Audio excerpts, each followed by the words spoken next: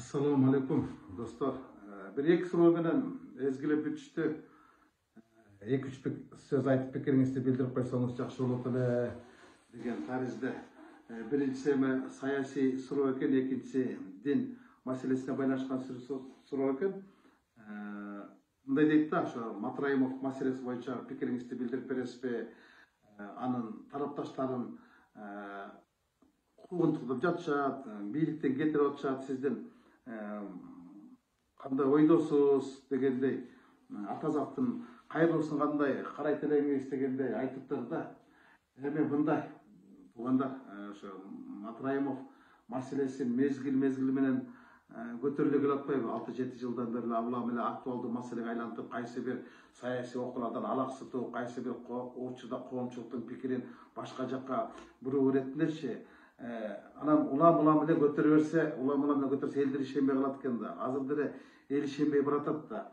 Анткени улам эле көтөрүп мода кылышат, анан кайта унутуп калып соода кылышат да. Аны Атазов айткандан кийин эми таптакыр ишенбей калышат бул маселегечи. Мен деле Атазовдой болуп, андан да чоң жоопкерчилик менен айта алам. Азыркы бийлик башындагы адамдарды же бийликти башка бутагында отурган жетекчилердин, депутаттардын, министрлердин жоонтугу дээрлик 90% Матраимов менен ар кандай алакада болгонун мен алардан да жакшы билем. Атазовдон да жакшы билем. Анткени биз бардыгыбыз билебиз, президентибиз айтпадыбы, мен дагы Матраимовду убагында кабыл алгам, тегинде мындай өзүмдүн сунуштарымды айткам депчи. Андан башкасын Атазов айтып кетти.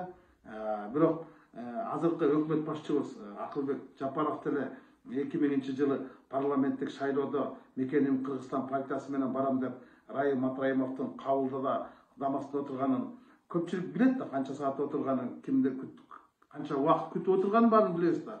Анан эмне үчүн кирбей калганын партияга, кандай аракет кылгандарын деле биз жакшы билебиз да.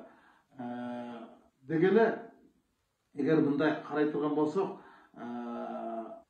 Матраимовдун менен мамиледе болгон адамдардын жоон тобу азыр жогорку кеңеште. Арбын тобу азыр аткаруу бийлигинде отурушат. Туурабы? Азыркы бийликте Мекенчил партиясынын талапкерлерине караганда Мекеним Кыргызстан партиясынын талапкерлери көбүрөөк.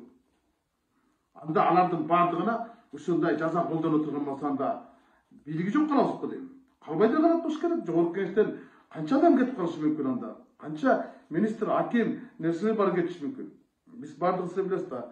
Эми бул баягы бизге көрүнүп турган нерсечи. Эл деле билет да, эл деле мисалы той топур деген бар, аш жамандык, жакшылык деген бар. Ошол жерге кайсы саясатчынын кызын үйлөнүп же баласын үйлөнүп деп узатып, кызын узатып же баласын той бербесин, ал жерде Матраимовду көрүшөт. Мен деле көрүп калам.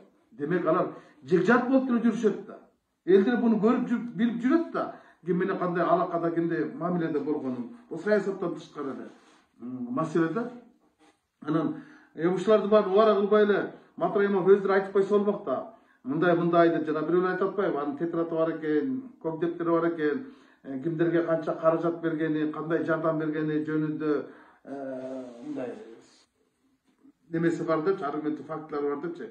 Ошолорду деле айтып салса, ачып салса, бет каптарын сыйрып салса болмок, шермендерин чыгарыпчы. Азырынча Райым айтпай атпайбы? Райымды бардыгы айтышты, Райымды бардыгы сатышты. Райым азырынча айткан жок, аларды саткан жок да. Бирок ал сатпаган менен бирок Райымды бардыгы азыр сатып кетишти да. Унчукпай отурушпайбы? Унчукпай отурган өзү сатып кеткендикке барып атат. Жок дегенде мен дагы ушундай алакада болдум, мамиледе болдум, жана 1-2 депутат унчукпай эле арыздарын жазып берип кетип калыш болуш керек да. Ошентип эле кетип кала албайбы? Кетип кала албай атпайбы? Кеттин баары ошондо да. Ошол эле Райым менен алакада болуп, Райымды сатып кеткен саясатчылар, депутаттар, министрлер эртең азыркы бийликти дал ошондой ыкма менен, дал ошондой эле маселеде сатат. Картошка сатканда эле сатат. Буну бөлкүңөр деле көрүлөт. Анткени алардын саясаттагы жөндөмчүлүгү ушундай. Саткынчылык, кошоматчылык, мындай да. Ушундай жол менен келген, ушундай жол менен эле жүрүшөт. Бул маселени мен ушундай жооп берет болчумун. Райымды сатышты, эми сатканда да унчукпай сатып кетсе жакшы го. Анан мен билбей калыптырмын, бул тигиндей экен, мындай экен деп айткандарына кээде бирсе жинин келет да. Экинчи маселе мындай дейт. президентибиздин жанагы дин маселеси боюнча муфтий менен кабыл алгандагы айткан сөзүн кандай карайт элеңиз дейт да. Эми мындай президенттин кайрылуусун ошо муфтий менен отургандагысын мен көрдүм, туп-туура кабыл алдым. Токотор жерде айтты, негизги нерселерди айтты. Эми ата бабаларыбыз аздектеп келген, бабаларыбыз барктап келген каада салтты кармайлы, салттуу динди сактайлы деген мааниде, таризде тарбиялык кеңешин сөзүн айтты да. Эмнени туура эмес айтты. Бир туугандардын балдары үйлөнгөнгөн туура эмес көрөм деди. Мен деле туура эмес көрөм. А кимге туура көрөсүңөр? Кимге туура көрөсүңөр? Дегеле кыргыздын бир да кыргыз туура деп эсептебейт болуш керек. Бир туугандардын баласы менен үйлөнгөндөр. Анан мен башканы кошуп айтып кетейинчи. Мына бир жума мурунбу Казакстандын президенти Касым-Жомарт Токаев бүтүндөй казак калкына кайрылуу жасады. Туура ошол биздин президенттики сыяктуу эле диний темада айтты. Ай, кагынайын казагым дегенде кылып айтты. Каада салтты кастарлайлы. Каныбызга сиңип калган каада салтты жоготуп албайлы. Биз абайлайлы. Казактын дүйнө таанымында кара кийим кийинге түшүнүк болгон эмес. Мындан этият кылалы дегендей, адагы туура ушундай биздин президенттикинде кайрылуу жасады. Аны эмес туура эмес. Дегеле акыркы күндөрдө ушул теманы байма-бай көтөрүшчү болду да, мен эми көп нерселерди айтайын деп, өзүм дагы оозум ачылып кетпесин, башкалардын дагы оозун ачып албайын, орозосу буза албайын. Бул маселеге мен орозо бүткөндөн кийин кайрылайын, бирок маселе бул жакта эмес. Маселе башка жакта жатат туугандар. Эмне үчүн орозонун алдында кыргыздардын муфтии отставкага кетти, а казактардын муфтии алыскы океандын ар жагы АКШга кетти расмий сапар менен. Маселе көбү ошол жакта. Эми мен буну эми айтып бере турайын, бирок бир нерсени айтып кетейин. Мына кечетен бери эки жапырып кырылышып атпайбы? Ноорус биздин майрам эмес, аны майрамдабаш керек. Мынакей Кудайдын каарына калдыңар, кече майрам болуп атканда жамгыр төгүп кетти дейт, дабалап атат да. Азыр ушу Facebook'тан инелерим көптөр ошо кубаныч, бакайлар мага жөнөтүштүр да, дабалап атат депчи. Эми мындай да таң каласыз ошо. Ноорус кимге зыян келтирип атат? Эмнеге аны майрамдабашыбыз керек? Ушуну бир аргументтеп айтышса болбок да. Жөн эле бул биздин майрам эмес деп эле чыгышып атат да. Неге биздин майрам эмес? Неге биздин майрам эмес? Кыргыз деген мамлекет бар, анын өзөгү түскөн кыргыз деген улут бар. Мына ошол кыргыз деген улустун улуу майрамы деп макамын алып жүрөт, туурабы? Бул деле Курман-ай, Орозай сыяктуу мамлекеттик байрам деген макамы бар Ноорустун. А эмнеге үчүн анда биз буну бөлүп байрамдабай коюшубуз керек? А эмне үчүн анда ошол эле кошуна казактар, өзбектер, тажиктер, түркмендер Ноорусту майрамдашып атпайбы? Ошол эле дем алыш күнү кылып жарыялашып атпайбы? Алар анда эмне? Алар да катышкан болуп калабы? Мен бул кошуналарга айттым, бир нерсени айтайынчы. Ноорустун тарыхын окуп көрдүңөр беле? Ноорус туура ислам динине чейин эле пайда болгон. Ислам Куран түшкөнгө чейин эле бул Ноорус майрамы майрамдалып келген да. Айтып атпайсыңар, жазып атасыңар, бул перстердин майрамы экен деп. Туура. Перстердин майрамы. Иранда түптөлгөн майрам делет да, ошо башаты ошол жактан чыккан депчи. Туура. Википедияны барып окуп эле акылман болуп атпайсыңарбы? А бирок биринчи ислам республикасы кайсы? Исламды кабыл алган биринчи дүйнөдөгү мамлекет кайсы? Иранбы? Иран. Анда алардын баары эмне? Ноорусту майрамдап, алар бүгүнкү күнгө чейин урматтап сыйлап келсе, анда алардын баары адашканбы? Индия, Пакистан, Ирак, Туркия, буларда канча деген, булар деле мусулман динин кабыл алган эң чоң дөша мамлекеттер да. Ошол Пакистан 2016 жылдан бери Ноорусту мамлекеттик деңгээлде майрамдап баштады. Мына барыңар эле Пакистандын кийимин кийип жүрөсүңөр, сүннөт деп. А эмнеге байрамы сүннөт кылбайсыңар анда? Макрух кыласыңар. майрамы матырып кийими сүннөт буркулабы.